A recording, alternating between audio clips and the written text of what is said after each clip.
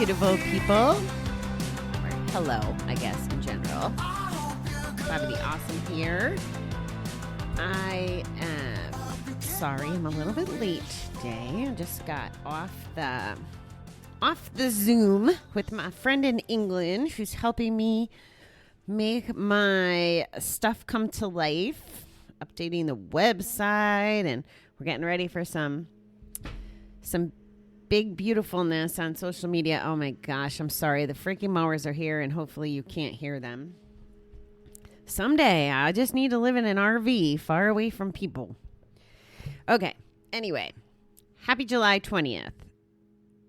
George Meredith's quote to start us off today is, "We are betrayed by what is false within." From the beginning of our lives, we were taught to control ourselves. We were taught to be strong, not to cry, and not to show others how we feel.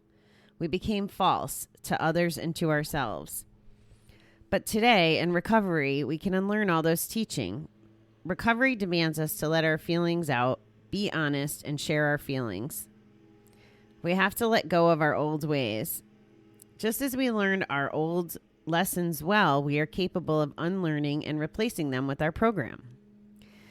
We have the tools and support to learn a new, honest way of living. We can learn to recognize dishonesty. Oh yeah, can't we? Our minds are clear again. We can finally be honest inside and out.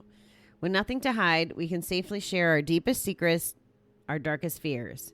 We can get in touch with who we really are, secure in the knowledge that our higher power will help us find the strength we need to change. Now we can become real. Today, help me learn a new way of life, one day at a time. I saw an Instagram post yesterday from Jay Shetty, I guess is his name, that man with really pretty eyes. And the scene was two women at lunch talking about, catching up. They must have been long lost friends. And the one girl says, "Oh yeah, I just got a promotion at work."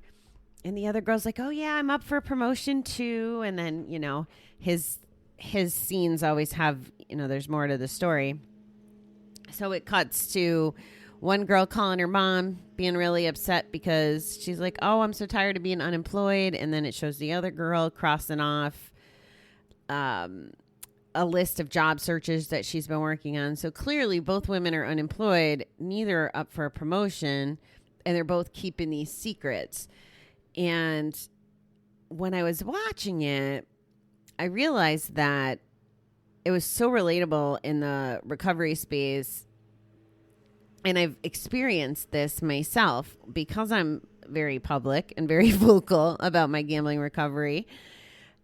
People tend to open up to me and tell me what their struggles are, or if they have a family member that they think is gambling, or, it just provides a safe place to let people share. And that's a big part of the relief. Oh my goodness, this lawn mowing is making me crazy.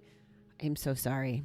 You probably can't even hear it. It's just me being nuts. I think I just shared with you guys how much I freaking hate mowers. Okay. Train of thought. Get back. So anyway, when we're in the rooms, or when we have people, a sponsor, or just our normal friends. I noticed the last few years, my relationships with my friends has even evolved because I'm just more honest and raw and vulnerable and open, and it doesn't have to be even recovery related. People just tell me things and I tell people things, and my relationships are being taken to this whole other level because they're not superficial.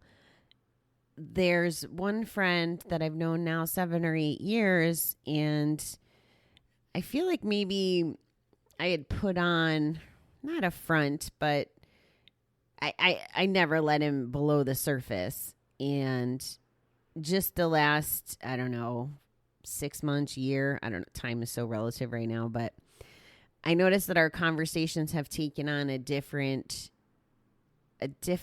meaning. They're deeper because I'm more transparent. Like, I open more to him, he opens more to me. It's just good communication. And I'm just so blessed to have that. But here's the secret, guys. You got to be willing to get past that fear and take that leap first, because everybody has that fear and everybody has stuff. It helps. Think of it again. Unload your bucket. All these readings come back to unloading that bucket. It's just so simple, right? So if you take the risk and you unload your bucket, first of all, you're going to feel good because your bucket's getting rid of whatever it is you're hanging on to. But what a freaking gift if you can allow someone else to empty their bucket because they know you're a safe place. Like, what better gift can you give than that to somebody? The free feeling, the positivity, getting rid of the fear, the anguish, just talking about things makes us feel better, right? You guys make me feel better because I get to talk to you about things. I do notice that the way that my life is just panned out, I have different friends that I talk to about different things. I try to be in tune with the values, like my walking buddy. There's certain things she's closer. God, thank God she doesn't listen to the show for what I'm about to say, but she's closer to my mother's age than me. And I know that there's things that are in their belief and value systems that are different than mine. Now, I'm only 10 years younger than her ish. I don't know, 60. Yeah, 10, 15 years younger than her. But there's still some things that have evolved in the generations. So I just, instead of creating that chaos between us, I don't talk to her about those things. I might talk to Tara instead. Tara's the one that the conversations that you really shouldn't be having, I have with her in some aspects, but Tara's not the one to go deep with feelings, but we might be more crass when it comes to sex talk, like girl talk. So it's crazy that different people have different ways of being our friends or being people we can talk to about to help us empty our bucket. But in my case, I still need to be selective about who I share what with. And it's not a derogatory thing. It's just that there's safe spaces for different things. And that's just the design of my life. I didn't plan it that way. I think it's just a gift that I can see that. And I learned the hard way, right? If I talk to Karen about something that didn't align or resonate with her in a way, like we disagree on some things. And luckily, the honesty piece that this mentions really comes in handy too, whether we want to hear it or not. But if you can surround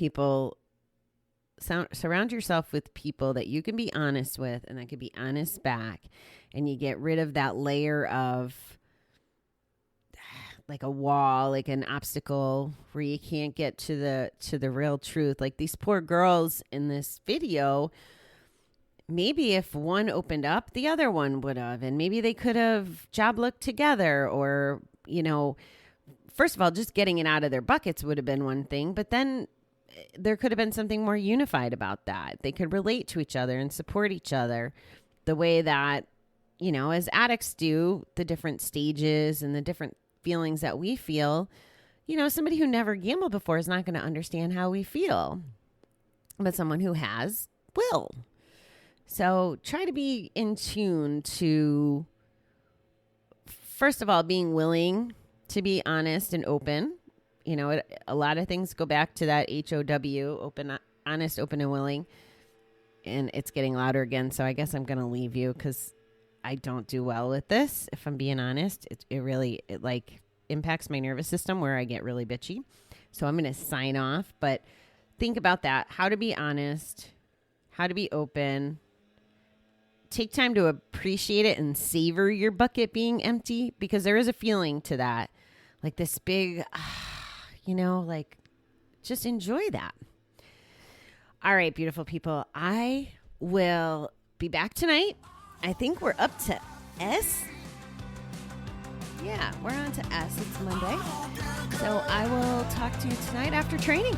All right, have a great day. Thanks, beautiful people.